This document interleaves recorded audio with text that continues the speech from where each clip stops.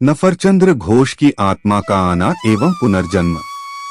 परमदयाल श्री श्री ठाकुर जी पद्मा नदी के किनारे संध्या समय भक्तगणों से बातचीत कर रहे थे। श्री श्री ठाकुर जी हठात स्नेह पूर्वक सभी से कहा कि आप लोग यहाँ से शीघ्र चले जाइए। सभी लोग उठकर चले गए, लेकिन एक वृद्धा माँ उठने में देरी कर रही थी तो उसके पीठ पर किसी ने एक मुट्ठी से प्रहार किया। श्री श्री ठाकुर जी ने पुनः उस वृद्धा माँ को दूर जाने के लिए कहा जहाँ पर अन्य लोग चले गए थे। माँ उठकर चली गई। श्री श्री ठाकुर जी ने सबको कुछ देर बाद पुनः बुला लिए। बूढ़ी माँ ने जिज्ञासा किया कि उसे पीठ पर मुक्का कौन मारा। श्री श्री ठाकुर जी ने कहा कि नफरचंद्र घोष बहुत देर से मुझसे बात करने हेतु प्रतीक्षा कर रहा था, उसी ने आपको मारा है। इस घटना के कुछ दिनों बाद सुबह में श्री श्री ठाकुर जी ने हठात एक दिन कहा कि आज सुबह बरहमपुर निवासी छोटू ग्वाला के घर में नफरचंद्र घोष का जन्म हो गया है।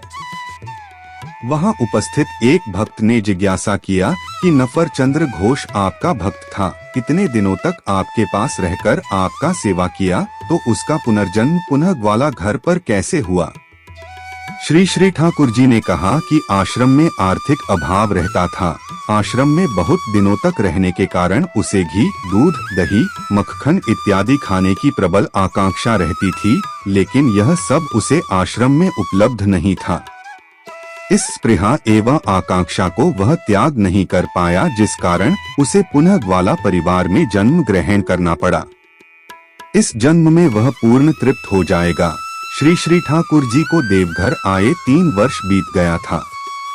एक दिन ठाकुर जी बड़ाल बंगला के वर्तमान मेमोरिया के बरामदे में चौकी पर बैठे थे कि उसी समय एक व्यक्ति एवं एक स्त्री एक बच्चे के साथ आकर श्री श्री ठाकुर जी को प्रणाम किए। श्री श्री ठाकुर जी ने सभी को संकेत करते हुए कहा, देखो नफर आ गया। श्री श्री ठाकुर जी ने उस माँ से प्रश्न किया कि आप लोग कहाँ से आए हैं, तो माँ ने कहा कि हम लोग बरहमपुर से आए हैं। माँ ने जो बच्चा के साथ थी कहा कि यह छोटू ग्वाला की स्त्री है एवं साथ में उसके देवर है। श्री श्री ठाकुर जी ने उक्त माँ से प्रश्न किया कि जब तुम नाम ध्यान करती हो तो यह बच्चा क्या करता है।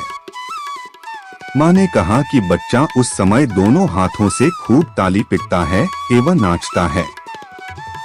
श्री श्री ठाकुर जी ने कहा कि बच्चा को सावधानी से रखना एवं उसे मछली मांस खाने के लिए नहीं देना, किसी के घर में निमंत्रण भी खाने नहीं देना, यह संत हैं।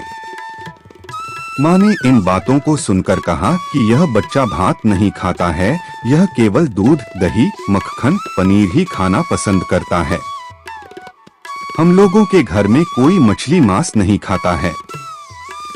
हम लोग दीक्षित हैं। भगवान श्री श्री रामकृष्ण देव ने कहा है कि नारियल का पेड़ का पत्ता जब सूखकर गिर जाता है तो उसका दाग पेड़ पर बना रहता है, उसी प्रकार प्रत्येक मनुष्य के पिछले जन्मों का छाप वर्तमान जीवन में दिखाई देता है। जय गुरु वंदे पुरुषोत्तमम।